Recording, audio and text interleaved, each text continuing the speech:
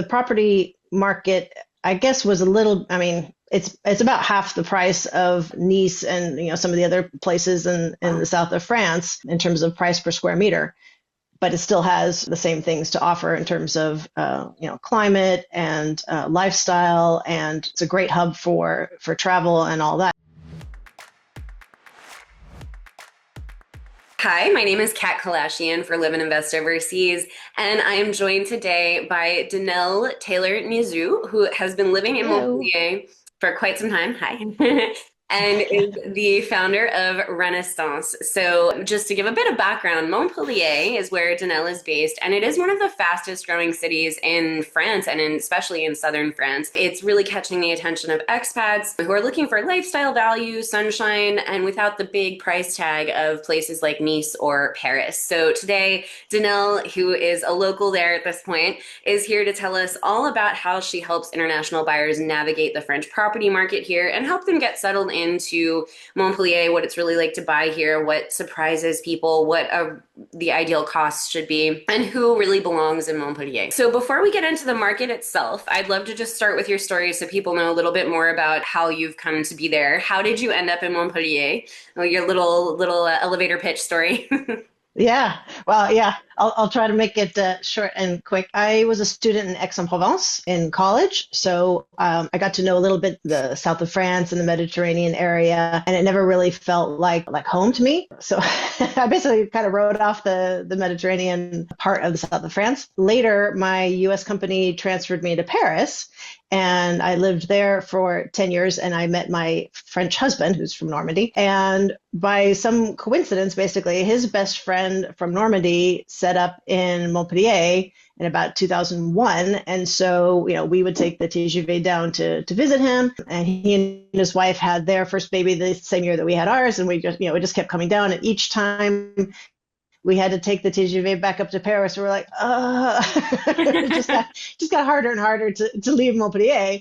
And the thing that was surprising to me is that, I kind of had, written off that area as a place that could potentially be a home.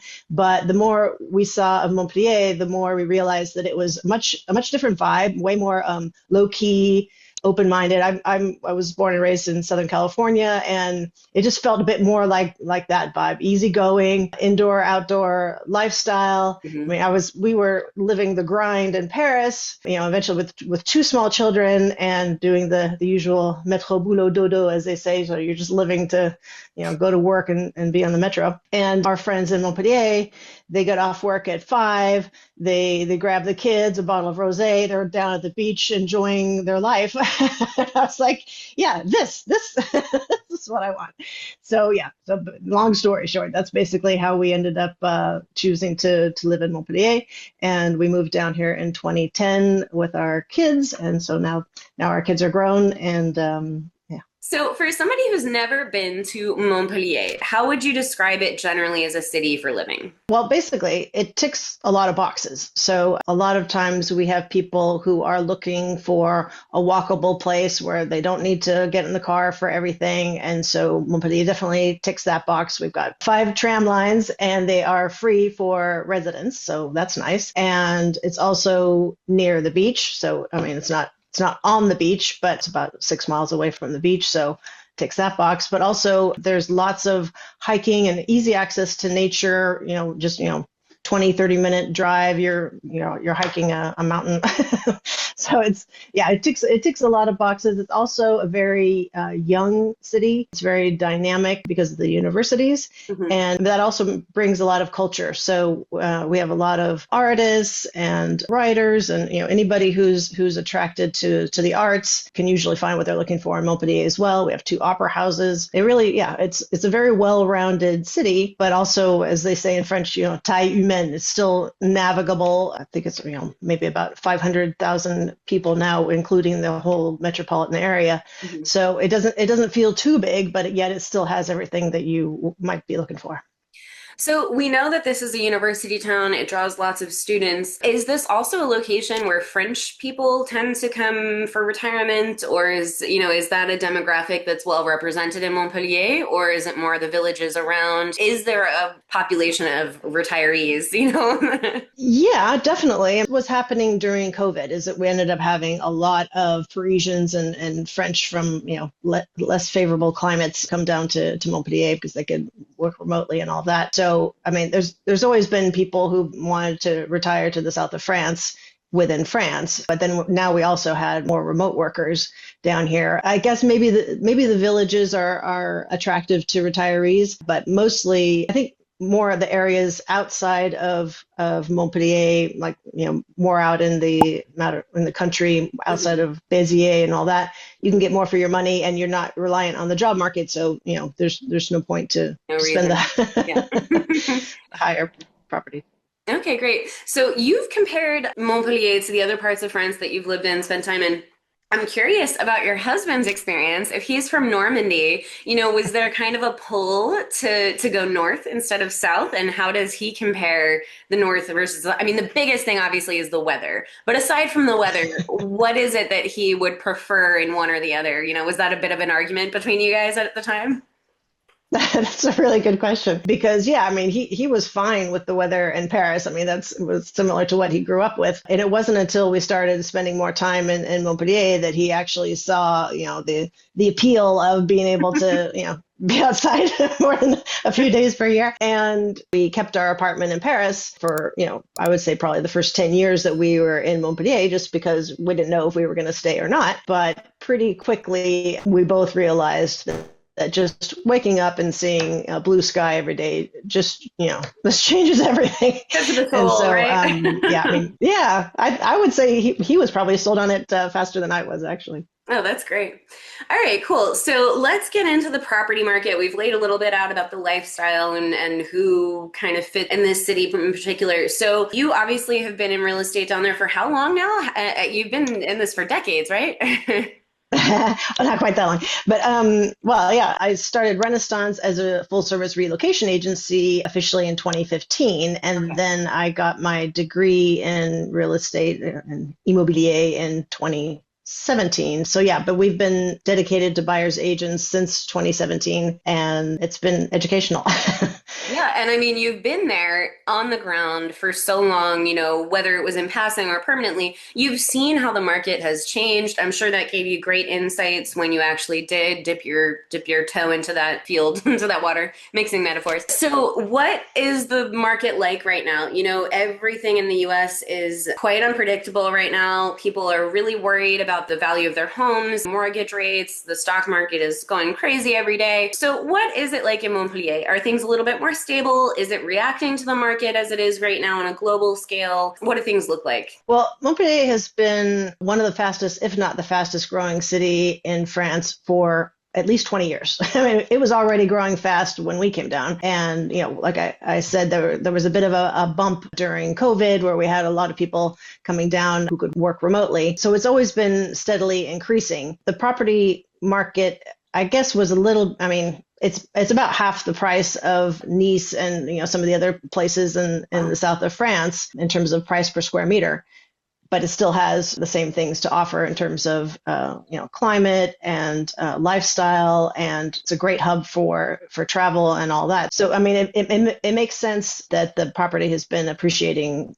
for a long time. Is it better to be a buyer or a seller right now? So the story in Montpellier right now is that there was definitely price inflation, and I think this is pretty much reflective of most places outside of Paris in France. Is that there was a big market uptick during the years from 2020 to 2023 because of COVID and everybody leaving the cities, and then there was a market correction. Basically, the interest rates were rose, and then there was a market correction, I would say, from 2023 to 2025.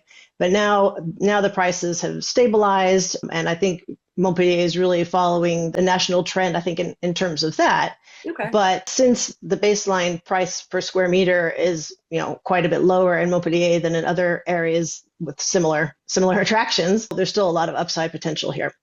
Yeah, we have often referred to I guess, kind of the Western Mediterranean French coast as the other south of France. Most to the We like east. to say the real south of France. Yeah, exactly. The real south of France. That's a better way of putting it. For Americans, for people who only know the south of France from seeing the Cannes Film Festival, from, Brigitte Bardot movies, or seeing pictures of people in Nice, it's an alluring, very attractive side of France. But the thing is, because it's so famous, its prices have gone up exponentially and far apace of what are regional standards. And so Montpellier, as Dennelle is saying, it really has held that regional standard. At the same time, it provides absolutely everything that all of these other destinations offer. And I think more in some cases, the fact that it's such a university town, the fact that it's super accessible by train and plane, it really doesn't get any better. And you're like 20 minutes from the coast, 15? But yeah, well, depending on where you are in Montpellier, it's just, I mean, Right over there. for us, it's a 10-minute drive. Yeah, exactly. Yeah, just last week I was with a buyer who hadn't really targeted their area yet, and so we looked at places around Aix-en-Provence, we looked at places near Cannes, and then finally, we came back over to Montpellier, and she was blown away at how much more you could get for your money here in Exactly. Montpellier. Yeah. And she said even lifestyle wise, I mean, she was looking for a golf country club, access to nature, easy way to get into town that actually had culture and good Yeah. shopping and all those things. Yeah, some entertainment options. Right. And she was just blown away by how much you could get, definitely that lifestyle, but at a fraction of the cost in Provence or in the Côte d'Azur. Yeah, excellent. And so your company and you focus on international buyers. I'm assuming the majority of them are probably American, since These days. the cultural parallel makes it easy to work with your own nationality. Have you seen a difference in the trend among foreign buyers? So, I mean, you said these days Americans are more, so I take it to mean they used to be less. Yeah, well, when I first moved to Montpellier in 2010, I could count the number of Americans on one hand. I mean, there were a lot of Brits. I knew more Canadians than I did Americans, and other Northern Europeans. And I think starting in 2016, Montpellier wasn't even on anybody's radar. I had to explain, where it was on the map Yeah. to people. And then around 2016, more and more started coming. We've been hosting a weekly coffee morning for, local expats or people passing through on scouting trips and stuff like that. And I think in 2022, it was about 10, 15 people per week. And now it is regularly over 60 people. I mean, it's definitely on people's radar. Yeah. And now, obviously, there's way more Americans, mostly retirees. I'll tell you what the type of people who Montpellier is probably not for would be people who are looking for a job. Because Okay. there's no work here. And even French people really struggle. The unemployment rate is quite high. So if you own your own business or you're retired or you don't need to find a French job, then Montpellier could fit. But yeah. Great. So when it comes to looking for properties, I guess you've got Montpellier, like city center, but you've also, I imagine, got some suburbs, some nearby towns and villages. What kinds of properties are actually available here? What is most of interest to people that you're seeing in your company? So the nice thing about Montpellier is that it's part of a metropolitan area. So there's city limits proper, and then there are 31 towns around it that share the infrastructure of the metropolitan area. So that means they're on the tram lines. And that makes it so that you can really choose if you want a villa, a house with, a yard and a pool, but you still want easy access into town, that's easily findable. If you want to be in an apartment in the city center, I mean, there's several different areas depending on how modern of a property you're looking for. Those are all over Montpellier as well. Well, I'm So curious, I guess sorry to interrupt, what's the breakdown between historic and modern? In Paris, it's a total grab bag, but it's mostly historic, and that can come with its own set of very unique inconveniences. So, right. what is Montpellier like? Are most of the properties from within the last century, several centuries? Well, it really depends on the quartier. It depends on, Okay. what neighborhood you're looking at. I mean, in the historic center, what they call the Écusson, which is 100% pedestrian, and they're Haussmannian buildings. Uh-huh. People are often surprised when they come to Montpellier that, they say, "Oh, it looks like Paris. I didn't Like realize there. it looks like Paris." We actually have some historic buildings like that. Those are, hundreds of years old. Even helped buyers buy places that are, date back to, medieval times. So I mean, Oh. you can get really, really old. So there's no modern buildings in the Écusson. Okay. It's a protected historic area, but there's a neighborhood called Port Marianne where you see, there are cranes all over the place, and these, really modern, nicely architectured buildings popping up, and that's where, that's where the new. There's also some other pockets by the train station Saint Roch where you've got, brand new off-plan apartments available. But otherwise, yeah, it's kind of a mix between historic buildings and maybe mid 20th century buildings. And then as you go out to the outer towns of the metropolitan area, then you've got more standalone homes, and yeah, they tend to be more, you know, 80s, 90s, 2000s. Great. All right. So, lightning round. If you're able, let's give an example of what somebody might be able to get for 200,000, 400,000, 700,000. Whatever the kind of big price jumps are for you. What is realistic to look at in within certain price ranges, essentially? And what is the Right. most common price range that you're seeing people looking for? Usually, people who are looking to buy a rental investment are looking more like in the 200 to 300,000 range, and that you can get a one-bedroom apartment in the historic center, or slightly bigger apartment in a neighboring area. You might need to pay for some renovations, but yeah, I mean that's a good move if you're looking for an investment. Could also choose one of the towns that is closer to the beach, because then you can have the student population during the year, and then rent it out seasonally during the summer. That's actually true for even the historic center of Montpellier. So that, yeah, at the 250,000 price range, you can get a good one bedroom apartment. I would say maybe the next range would be about 400 to 500,000. And then there you can get a much bigger apartment, more like a family apartment in Montpellier, or in one of the neighboring suburban towns that would probably already be renovated. We just helped a buyer buy a historic, amazing property right in the center on a pedestrian shopping street in Montpellier, and they're paying about 500,000, but they're going to have to put in, a couple 100,000 for renovations as well. So I mean, it really kind of depends on the size and the budget that you've got. We also do have people.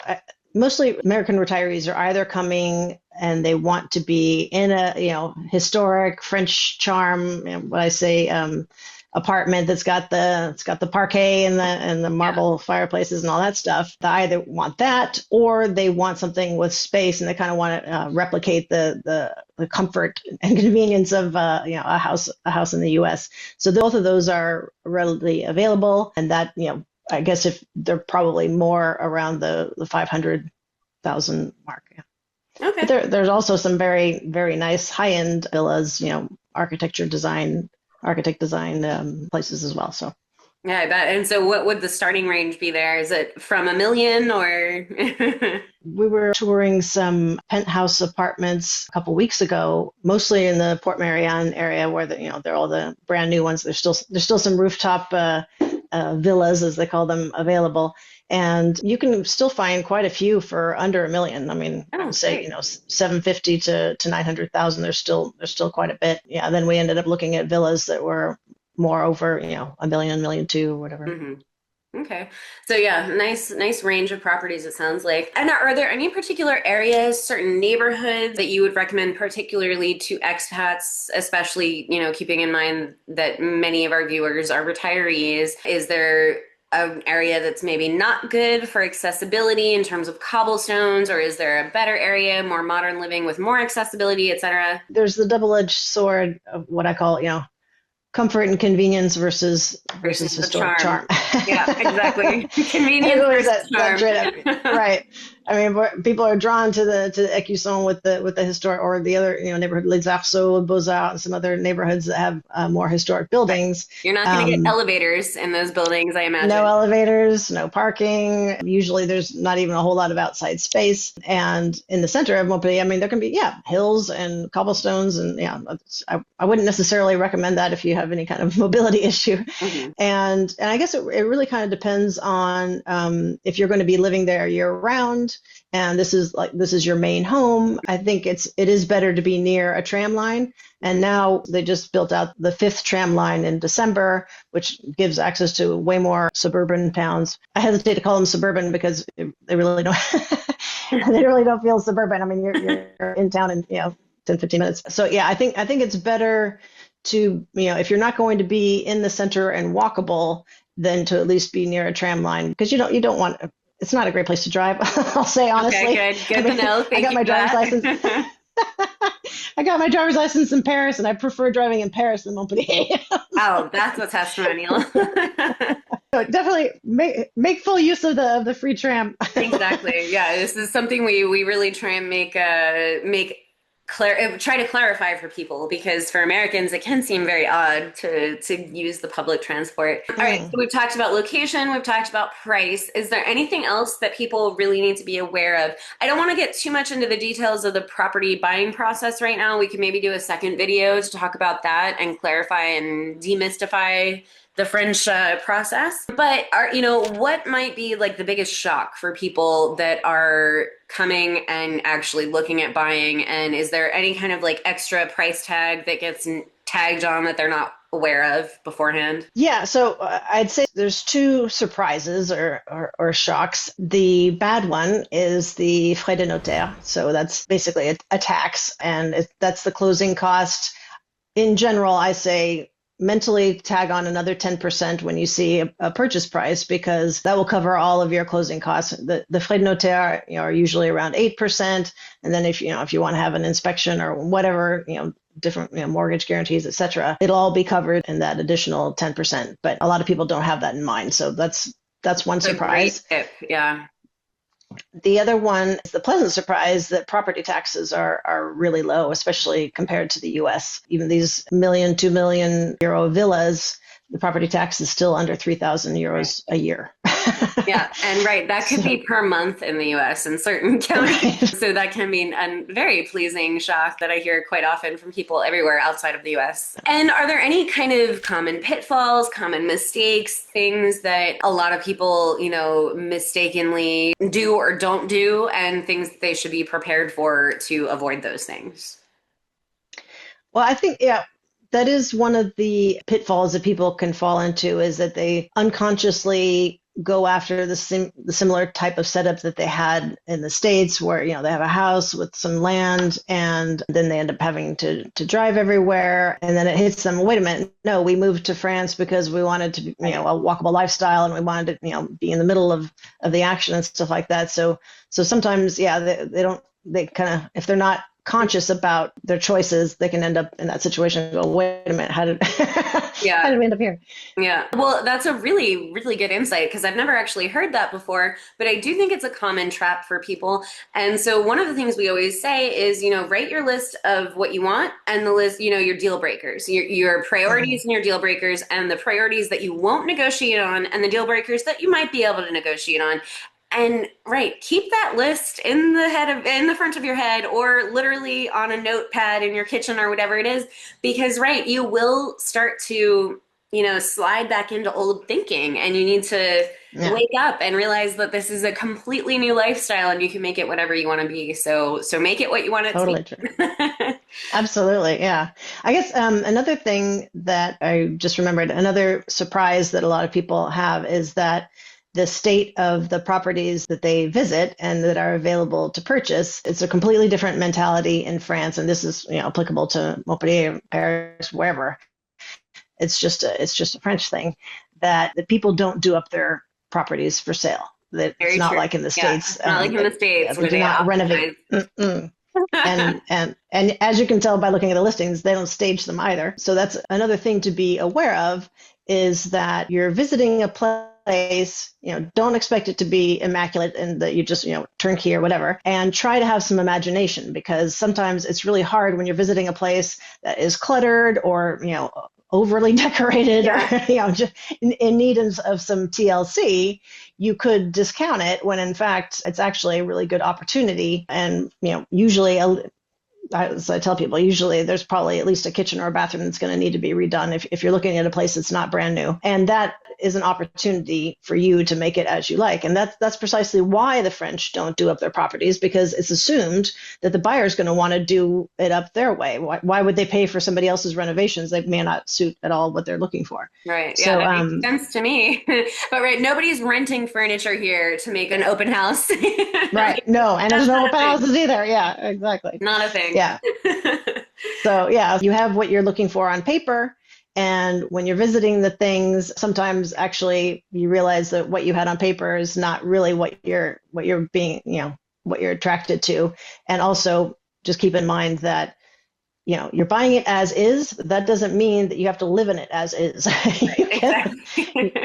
Just because it doesn't have air conditioning doesn't mean you can't put it in. So Exactly. Okay, so for anybody who's out there watching this video and thinking this is a little bit interesting, I might be up for something, some kind of adventure in the south of France, what would you suggest as their next step? yeah, definitely. I think a reconnaissance trip is a really good idea. I mean, you can do a lot of research online now and with AI to try to find places that meet your criteria, at least what you think your criteria are, and then spend at least a couple weeks in each place to really feel what it's like, not to be a tourist, but maybe join up with some expat groups. You're welcome to join our Thursday morning coffee in Montpellier, just to get a feel for what it's like to really live there. That said, we have helped people buy sight unseen in places that they actually had never even stepped foot in. So it's not necessarily a prerequisite, but I think it's good if you're making a big move like that. It's good to at least breathe the air, Absolutely. get the Yeah. vibe, and Yeah. see how it feels.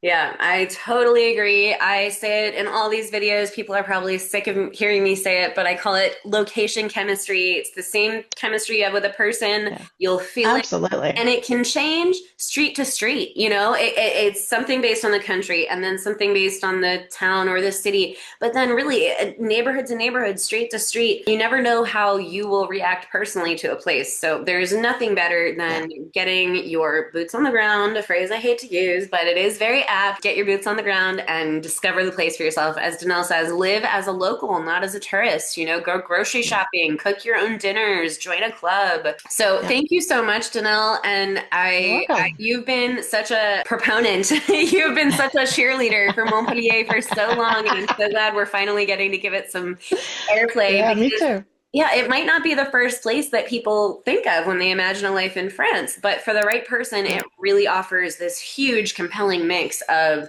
lifestyle, affordability, and just a long-term lifestyle more than, being a tourist running in and out of a place. So, of course, if you'd like that's to right. learn any more about living in Montpellier, you can get in touch with Dennelle directly at that link on the screen. And for more insights like this from locals and insiders throughout the world, make sure to like and subscribe, liveandinvestoverseas.com.